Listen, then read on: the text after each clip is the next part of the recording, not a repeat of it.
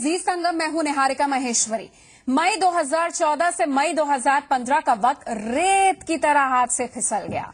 पिछले साल यानी कि इसी महीने में 30 साल बाद एक पूर्ण बहुमत की सरकार देश को मिली थी।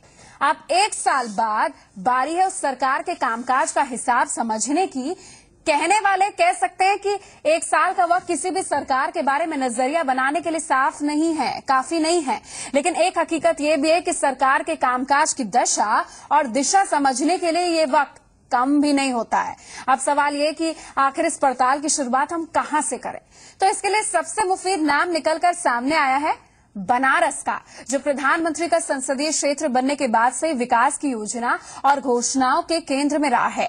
अगले 1 घंटे में हम बनारस के बहाने सरकार की कार्यशैली, इच्छा शक्ति और उस कथित ईमानदार एजेंडे की पड़ताल करेंगे जिसके आधार पर साल भर पहले अच्छे दिनों का ख्वाब दिखाया गया।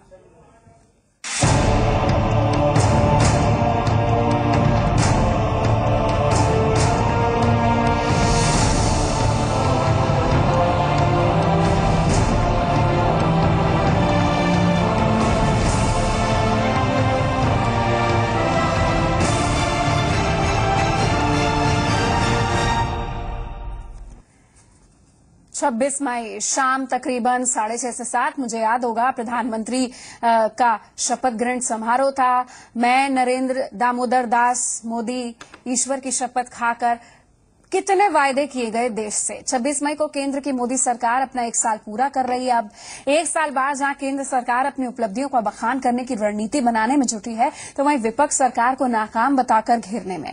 इस सियासी दंगल की सबसे बड़ी जमीन बनने जा रही है काशी, जहां 28 मई के बाद से प्रधानमंत्री का ताबड़तोड़ दौरा प्रस्तावित है। तो 28 मई से पहले कांग्रेस के दिग्गज नेताओं ने मोर्चेबंदी की जमीन भी अपनी तैयार करना शुरू कर दिया है।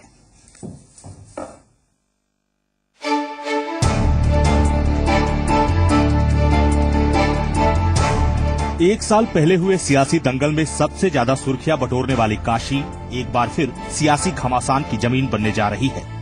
साल भर पहले मुद्दा चुनाव था, बुनियाद पर सपने थे, करिश्माई नेता की शख्सियत थी। लेकिन 1 साल बाद वादों की परख के लिए हकीकत की कसौटी है और घेरेबंदी के लिए सवालों की लंबी फेहरिस्त। ये सवाल काशी से जुड़े हैं, लेकिन इसका संदेश राष्ट्रीय होगा। शायद यही वजह है कि 1 साल पूरा होने के मौके पर जब पीएम मोदी काशी आ रहे हैं, तो बीजेपी नेताओं के पास लंबा चौड़ा एजेंडा तैयार है, उपलब्धियां बताने का भी, खामियां छिपाने का भी। वाराणसी के सांसद श्रीमान नरेंद्र भाई मोदी जी 1 साल के अंदर 4 बार अपने क्षेत्र में दौरा कर रहे हैं। प्रदेश सरकार अभी भी बनारस से गोरखपुर के रोड को भूमि अधिग्रहण करके नहीं सौंप रही है, इस कारण से यह भी काम रुका हुआ है। दरअसल प्रधानमंत्री मोदी अपने संसदीय क्षेत्र के दौरे में उन योजनाओं की समीक्षा भी करेंगे जिन्हें लेकर केंद्र और राज्य सरकार के बीच खींचतान मची है। इसमें trade facility centre, ring road जैसी परियोजनाएं प्रमुख हैं। इनमें ट्रेड फैसिलिटी सेंटर को लेकर बीजेपी का आरोप है कि केंद्र सरकार की जमीन पर बनने वाली इस योजना में यूपी सरकार ने करोड़ों का चार्ज लगा दिया है, तो वहीं रिंग रोड योजना में जमीन अधिग्रहण में यूपी सरकार सहयोग नहीं कर रही। इसी तरह गोरखपुर और वाराणसी के बीच बनने वाले 4 लेन हाईवे को लेकर भी राज्य सरकार का रवैया निराशाजनक है। केंद्र में बीजेपी के सत्ता में आने के बाद वाराणसी के लिए घोषणाओं की कमी नहीं रही है। अब तक लगभग 18,000 करोड़ की योजनाओं की सौगात काशी को मिल चुकी है, लेकिन जमीनी हकीकत कुछ और ही है। वजह चाहे जो हो, हकीकत यही है कि ज्यादातर योजनाएं फिलहाल कागजों में सिमटी हैं। जाहिर है यह स्थिति विपक्ष के लिए सुविधाजनक है, तो कांग्रेस इस बहाने घेरेबंदी का मजबूत प्लान तैयार करने में जुटी है। उन्होंने बनारस के लिए 8 पॉइंट्स के घोषणा पत्र जारी किया था, जिस 8 बिंदु के, वो भी मेरे पास है। वो 8 बिंदु पर एक भी बिंदु पर कोई भी काम नहीं किया है। कांग्रेस पूरी मजबूती के साथ लगातार, कल हमारे नेता गुजरात से भी नेता आ रहे हैं, जो वहाँ पे हमारे कांग्रेस के नेता हैं, गोविल जी वो आ रहे हैं, फिर आगे और भी अन्य कार्यक्रम नेता आ रहे हैं, जो हम लोग निश्चित तौर से इनका हर स्तर पे इनका विरोध करेंगे। दरअसल कांग्रेस की कोशिश है कि वो बनारस को सियासी हांडी में पक रहे चावल के दाने की तरफ पेश करे, ताकि ये संदेश देश भर में जाए कि जब प्रधानमंत्री अपने संसदीय क्षेत्र में ही करिश्मा नहीं कर पाए, तो देश में क्या करेंगे। तो वहीं बीजेपी के सामने चुनौती काशी के विकास में बाधक बनी वजहों को पूरे लॉजिक के साथ जनता तक पहुंचाने की है, ताकि उसकी नीयत पर सवाल न खड़े हों। कुल मिलाकर मोदी सरकार की पहली सालगिरह पर छिड़ने वाला ये सियासी घमासान बेहद दिलचस्प होने जा रहा है, जहां शहमात के खेल का कुरुक्षेत्र एक बार फिर काशी बनेगी। वाराणसी से अमित सिंह के साथ ब्यूरो रिपोर्ट, जी मीडिया।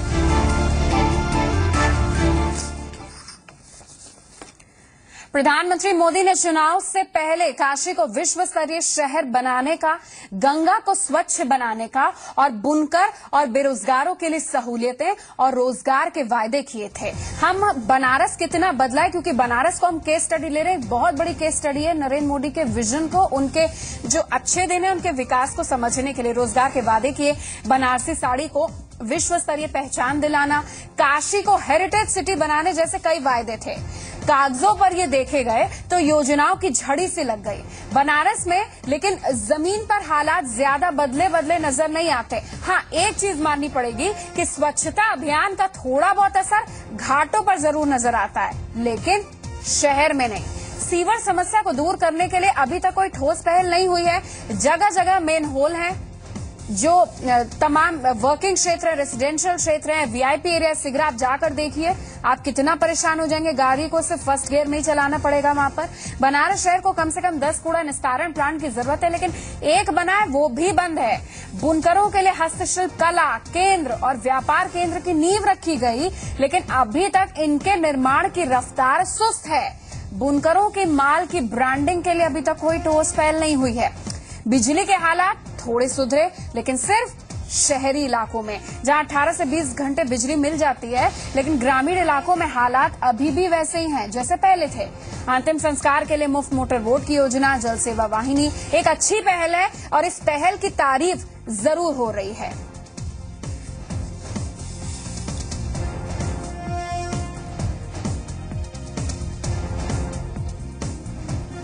और इस पर चर्चा कर लेते हैं। हमारे साथ तमाम मेहमानों का पैनल है। वाराणसी से भी हमारे साथ मेहमान जुड़ेंगे, लेकिन अभी जो एग्जिस्टिंग पैनल है उसका परिचय आप तक करा देते हैं। सबसे पहले नोएडा स्टूडियो में हमारे साथ विमला बाथम जी हैं, जो विधायक बनने से पहले सामाजिक कार्यकर्ता थी, महिलाओं की जरूरतों को समझती हैं। इसके अलावा हमारे साथ लखनऊ से शत्रुत प्रकाश और दीपक मिश्र, समाजवादी पार्टी का पक्ष रखने के लिए, और कॉमरेड सुभाषिनी अली हमारे साथ मौजूद हैं कानपुर से। इन तमाम मेहमानों से चर्चा कर लेते हैं। वाराणसी से भी हमारे साथ मेहमान जुड़ेंगे, लेकिन सबसे पहले विमला बाथम जी, क्योंकि आप ही की सरकार 1 साल पूरे हो रही है, तो एक थोड़ा प्लेजर मूवमेंट आपको दे देते हैं। अब ये प्लेजर है या प्रेशर है वो आप थोड़ी देर बाद डिसाइड कर लीजिएगा जब बाकी पैनलिस्ट आप पर चढ़ेंगे। लेकिन अब ये बताइए 1 साल क्या किया? सिर्फ ऐसा भैया आरोप लगा रहे सूट बूट की सरकार है, विदेश में ज्यादा रहे। देखिए, आरोप लगाने के लिए तो आप कुछ भी आरोप लगा लीजिए, आरोप उन पर ही ज्यादा लगते हैं जो ज्यादा काम करते हैं। ये हम सबको मालूम है। 1 साल में जितने काम हुए हैं शायद वो 10 साल में मनमोहन सरकार ने नहीं किए हैं। ये हम नहीं कह रहे, ये आम जनता कह रही है। देखिए, मैं आपको छोटा सा एक बात कहती हूँ, जो दिखाई नहीं दे रहा, आप कहती काम दिखाई नहीं दे रहे। जब आप कोई एक खंडहर मकान अगर आप खरीदिए, तो उसमें आप जब तक आप उसकी ईंट गारा हटाएंगी, जब तक उसमें रिपेयरिंग करेंगे, पुताई होगी, तभी तो उसका रूप निखर के आएगा। आप खंडहर मकान को स्पेसिफाई कर सकते हैं? ये खंडहर मकान भारत है, भारत के लोगों की मानसिकता है, या जो विरासत में छोड़ दिया गया भारत वो जो विरासत में छोड़ा गया, हाँ, उसकी बात मैं कर रही हूँ। भारत महान है। भारत में तो ये 10 साल जो भारत पीछे हो गया, ये जो कुछ काम हुआ नहीं भारत में, आपको सब पता है। इसलिए ये इतना पीछे भारत था। सड़कों पर अगर गड्ढे हो जाएं तो उनको पाटने में भी टाइम लगेगा, वो दिखाई नहीं देता है, नींव दिखाई नहीं देती। जब ऊपर आता है, ऊपर सड़क बनेगी तब दिखाई देगा।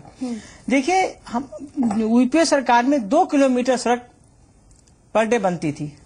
हमारी सरकार में 10 किलोमीटर सड़क पर डे बनती है और 12 किलोमीटर करने का ध्येय है हमारे माननीय गडकरी जी का।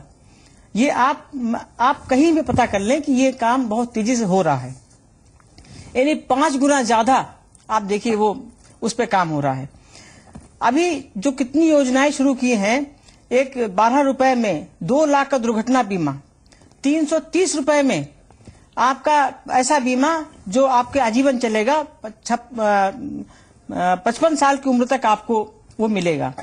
एक अटल पेंशन योजना करके चलाई है।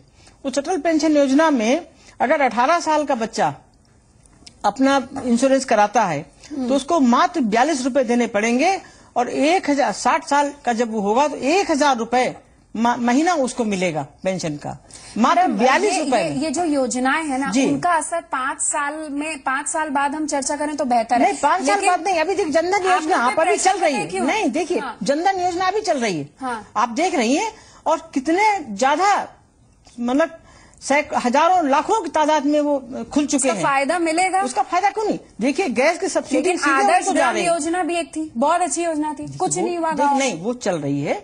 सांसद तो गए नहीं वहाँ। नहीं, ऐसा नहीं, कोई सांसद हो सकता नहीं गया हो, लेकिन सब सांसदों के लिए आप ऐसा नहीं कह सकते। आपको पता है, मैं आपको एक चौंका देने वाली बात बताऊं। एक पीआईए याचिका दाखिल की थी, उस पर केंद्र सरकार का जवाब आया था, इलाहाबाद हाईकोर्ट की मैं बात बता रही हूँ। उन्होंने बोला कि सांसद सिर्फ एडवाइजरी का काम करेंगे। तो मतलब एक उस पर भी हमने स्पेशल किया था, वो तो दूसरा चर्चा का विषय। गांव सरकार का एक तरफ हक है, दूसरी तरफ एकदम पीछे यू टर्न लिया कि हम सिर्फ एडवाइजरी देंगे। ज्यादातर सांसद अपने संसदीय क्षेत्र में गए नहीं। अब नरेंद्र मोदी को खुद 28 के बाद जाना पड़ रहा है, क्योंकि अभी तक वो 1 साल उनका हो सकता है एजेंडा इंटरनेशनल बाउंड्रीज को स्ट्रेंथन करना, विदेशों में काम करना। लेकिन मैं आपसे जानना चाहूंगी, देखिए चुनाव से पहले अच्छे दिन आ गए, अच्छे दिन आने वाले हैं। इतना अच्छे दिन बोल दिया कि पहले दिन से ही जनता ने बोला कि हमारे पास बिजली चली गई, हमारे यहाँ पानी नहीं आ रहा, मेरे बगल में बिजली फूटी, तो मोदी सरकार का है। कहाँ है मोदी सरकार? आपने इतनी एक्सपेक्टेशन जगा दी कि हर कोई अब कोस रहा है। आपको यूपी और बिहार के बाई इलेक्शन में इसका असर दिखा होगा, दिल्ली में दिखा होगा। ये बात आपकी मैं मानती हूँ कि जनता बहुत उम्मीद हमारे प्रधानमंत्री से लगा रही है, क्योंकि वाकई जनता बहुत बड़ा बदलाव चाहती है, और वो बदलाव होगा। लेकिन आप देखिए कितना समय, 1 साल का समय, और 1 साल में सबसे पहले जो अभी विदेश की बात कर रही थी, सूट बूट वाली सरकार की बात कर रही थी, क्या हमारा गौरव नहीं बढ़ता है कि अगर हमारे देश का नाम रोशन हो, हमारे देश को लोग आंख मतलब अपने उसमें ना देखें, जैसे एक पहले देखा जाता सपेरों का देश और गरीबों का देश। आज हमारे भारत में देखिए विदेशों में कितना डंका बज रहा है, आज भारत की छवि बदल गई है। ये कितना बड़ा काम है हम सबके लिए, पूरे भारतवर्ष के लिए, पूरे भारतवासियों के गर्व का विषय है। जी की एक बात से यहाँ पर हम थोड़ा इत्तेफाक रखते हैं कि भाई 1 साल से विदेशों में ध्यान दिया गया, शायद देश में नहीं ध्यान दिया गया, देश में भी दिया गया है, सिर्फ विदेशों में ध्यान दिया गया है। इंटरनेशनल बाउंड्रीज आपको बताऊंगी देश में कितना ध्यान दिया गया। ठीक है, देश में कितना ध्यान दिया गया ये चर्चा का विषय। विदेशों में ध्यान जरूर दिया गया, जिसके कारण हमारे इंटरनेशनल रिलेशनशिप अच्छे हुए। एक कार्यालय की जो क्रेडिट रेटिंग एजेंसी, उन्होंने माइनस से एवरेज ओके तक वो आ गई, ये भी एक अच्छी बात है। लेकिन देश में क्या किया है?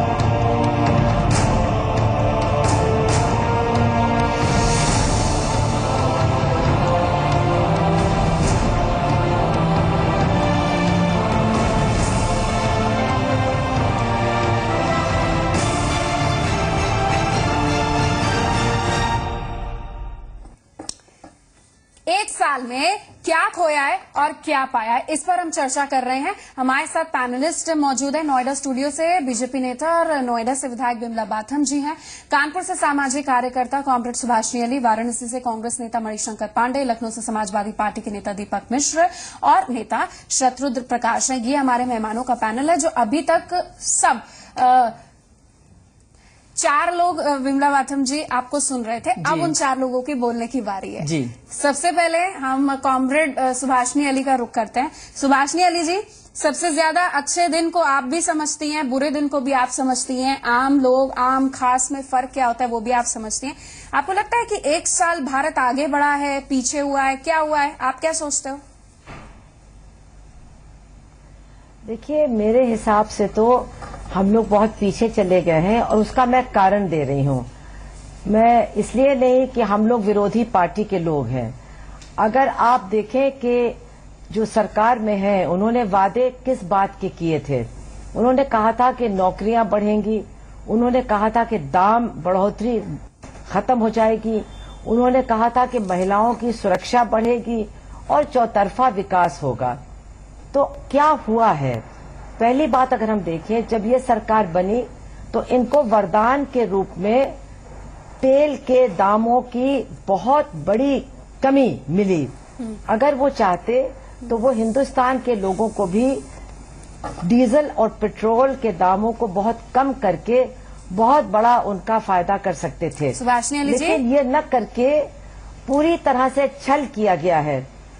कभी कहा जाता है कि दाम कम होगा, थोड़ा सा कम किया जाता है और फिर बढ़ा दिया जाता है। और इसका नतीजा क्या है कि जो दाम बढ़ोतरी थी वो वहीं के वहीं है, किसी भी चीज का दाम कम नहीं हुआ है। बिल्कुल, खाने पीने के सामान का दाम लेकिन इम्प्रूवमेंट नहीं हुआ है, ऊंचा है।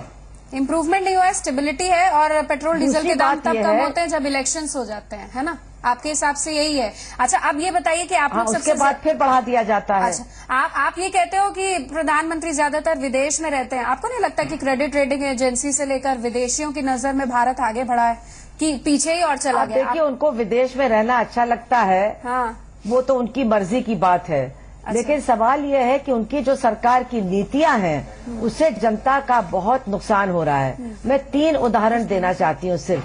पहली बात तो ये है, जो अन्न सुरक्षा कायदा हम लोगों ने लड़ करके पास करवाया था, जिसके तहत 67% जनता को राशन कार्ड और 25 किलो राशन मिलने वाला था, हम इससे संतुष्ट नहीं थे।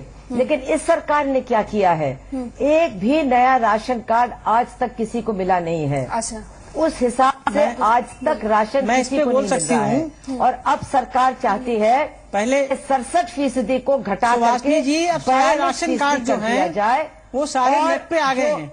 तो अब भाई देखिए, ऐसा है, आप टाइम कोई नई व्यवस्था करने में टाइम लगता है। बात नहीं करना है, मुझे बात नहीं करनी है। अगर आपको बीच में बोलना है तो मैं नहीं बोलूंगी। आप बहुत कुछ बोली, मैं बिल्कुल बीच में नहीं बोली। अगर आपको ही बोलना है तो आप बोलिए, ये जनतंत्र का आपका मतलब है, हमको नहीं बोलना है। मेरी बात नहीं, मुझे नहीं बोलना है। आपके दो क्वेश्चंस आपने उठाए, अगर हमको बीच में काटा जाएगा तो मैं नहीं बोलूंगी। सुभाषिनी अली जी, काटा कोई नहीं जा रहा, लेकिन आपने जो 2 पॉइंट रेज किए उस पर बीजेपी अपना बता रही है कि उन्होंने क्या किया। हम अपनी बात तो रखेंगे। अच्छा, वो अपनी बात रख रहे हैं, आगे भी आपके पास आएंगे सुभाषिनी जी। मैंने बीच में नहीं बोला। अच्छा, ठीक, लेकिन बीच में नहीं, डिबेट है, तर्क वितर्क तो चलता रहता है। सुभाषिनी जी, हम बात कर लेते हैं अगले मेहमान से। वाराणसी के लिए हम चलते हैं, लेकिन प्लान और फैक्ट ग्राफिक्स भी यहाँ पर दिखाते हैं। वाराणसी की यहाँ पर बात करें तो गंगा के लिए योजना और बुनकरों के लिए योजना, हेरिटेज सिटी का सपना और पर्यटन, ये 4 ऐसे क्षेत्र थे जो वाराणसी के लिए बोले गए। हमारे साथ कांग्रेस की तरफ से मणिशंकर साहब मौजूद हैं। मणिशंकर जी, आप लोग भी पूरी तरीके से वाराणसी में अपने हाथ को मजबूत करने की तैयारी कर रहे हैं कांग्रेस की तरफ से। अब मुझे ये बताइए कि इतने 1 साल में जब आप कांग्रेस प्रवेश कर रही है, अजय राय को भी आपने प्रोजेक्ट कर दिया लेकिन वो हारे, लेकिन 1 साल बाद फिर कांग्रेस किस मजबूती से उठ रही? क्या ऐसे मुद्दे हैं जिस पर आप एज ले सकते हैं? देखिए, बनारस में सबसे बड़ी बात है कि यहाँ प्रधानमंत्री यहाँ से चुनाव लड़े और चुनाव लड़ने के बाद इतना ज्यादा आशाएं लोगों के मन में बढ़ी कि बनारस जो स्थिति खराब दुर्दशा थी। जी, मणिशंकर पांडे जी, थोड़ी तकनीकी दिक्कत है, आपके पास आएंगे। समाजवादी पार्टी का रुख ले लेते हैं क्योंकि यूपी में उनकी सरकार है। समाजवादी पार्टी के ग्राफिक्स हमने कुछ बनाए हैं, वो हम चला लेते हैं। शत्रु जी और दीपक जी, आप सुन रहे होंगे कि एसपी सरकार की ओर से सबसे पहले हम बता देते कि वाराणसी की तरफ से किया जा रहा है। सिर्फ वाराणसी फोकस नहीं करे, वाराणसी को एक केस स्टडी ले रहे हैं क्योंकि खुद प्रधानमंत्री का संसदीय क्षेत्र है। महमूरगंज फ्लाईओवर 2016 में बनकर तैयार होगा, यानी कि इलेक्शन से 1 साल पहले। सड़कों के लिए 500 करोड़ से ज्यादा का फंड, 2016 तक सड़कें बन जाएंगी, यानी कि 2017 से पहले, 2017 इलेक्शन से यूपी में। वरुणा जल परिवहन योजना महत्वाकांक्षी योजना 278 करोड़ की है, 150 की लागत से पुल का निर्माण होना है। मेट्रो रेल परियोजना है, इसका डिटेल प्रोजेक्ट रिपोर्ट तैयार हो गई है। शत्रु जी, आप तो खुद वाराणसी में रहते हैं, आप वाराणसी को किस तरीके से बनता बिगड़ता देख रहे हैं? देखिए, हम लोग समझते थे कि प्रधानमंत्री के बनारस से जीतने पर मोदी जी के, तो बनारस में बहुत काम होगा। लेकिन हम लोग को थोड़ी निराशा इस बात पे हुई कि पिछले जितने भी सांसद रहे भाजपा के 1991 से लेकर के आज तक, उनमें बड़े बड़े नेता हुए वहां से लोकसभा के सदस्य, लेकिन दोनों में कोई फर्क नहीं समझ में आया है। पहली चीज है बुनकर की। पिछले 1-1.5 साल से बनारस में जबरदस्त मंदी है। बुनकरों का माल गुजरात में, खासकर सूरत में लेना बंद हो गया है। और आज ये है कि साड़ी का उत्पादन करीब 40-45% कम हो गया है। मुझे लगता है कि जो आज हाल किसानों की है, ऐसा न हो कि आने वाले दिनों में वही हालत बुनकरों की हो जाए। दूसरी बात बनारस की सफाई की है। बनारस में सफाई के लिए, खासकर घाटों की सफाई के लिए प्रधानमंत्री की तरफ से, केंद्र सरकार की तरफ से 3.5 लाख रुपया प्रतिदिन दिया गया है। ये जो काशी धरोहर ये विकास योजना और संरक्षण योजना है, उसके तहत 3.5 लाख रुपया प्रतिदिन के बाद भी एक घाट खाली मोदी जी की एक साल में साफ थोड़ा हुआ, मिट्टी उठाई गई है। अब वो केवल थोड़ी सी मिट्टी उठाई गई है। बरसात अभी 80 घाट साफ किए गए हैं और वहाँ देखा जा सकता है, सफाई देखी जा सकती है कि 80 घाट अभी आप देखिए, आप शायद जाते नहीं घाटों में, लगता मुझे। मेरी देखिए बनारस को बोलने दीजिए ना, हम लोग को क्यों बुलाया है? रहने वाला हूँ, अब मुझे बोलने दीजिए। नहीं, फिर मेरी एक बात सुन लीजिए। देखिए, मैं काशी का हूँ, काशते प्रकाशते इति काशी। अच्छा शत्रुघ्न जी, आपके घर के बाहर की सड़क बनी कि नहीं? शत्रुघ्न जी, पार्टी के हूँ, यूपी सरकार ने आपके घर के बाहर की सड़क बनाई कि नहीं, ये बताइए। अभी तक नहीं बनी है। नहीं बनी? जी, मैं आपसे ये फिर से कह रहा हूँ। क्यों कारण उसका यह है कि जो जल निगम की पाइपलाइन है, जो जेएनयू के तहत बनाई गई है, वो आज तक पूरी नहीं हुई है। अच्छा। केंद्र सरकार के पैसे से टंकियां जरूर बनी हैं, करोड़ों रुपया लगा है, लेकिन उन टंकियों से घरों में पानी देने के लिए, पाइपलाइन के लिए जेएनयू की तरफ आज तक पैसा नहीं दिया गया है। अच्छा। और पानी जो मिल रहा है वो गंदा पानी। देखिए, सच्चाई है, आज हमारे बनारस की समस्या ये है कि हमको ऑक्सीजन नहीं मिल रही है। हम लोग को साफ हवा नहीं मिल रही है, साफ पानी नहीं मिल रहा है। और सफाई का जहां तक सवाल है, तो बनारस आज पौराणिक नगरी के साथ साथ कूड़ा नगरी भी हो गई है। बुनकरों के मंदी है, किसान खेती तो खत्म हो रही है बनारस में।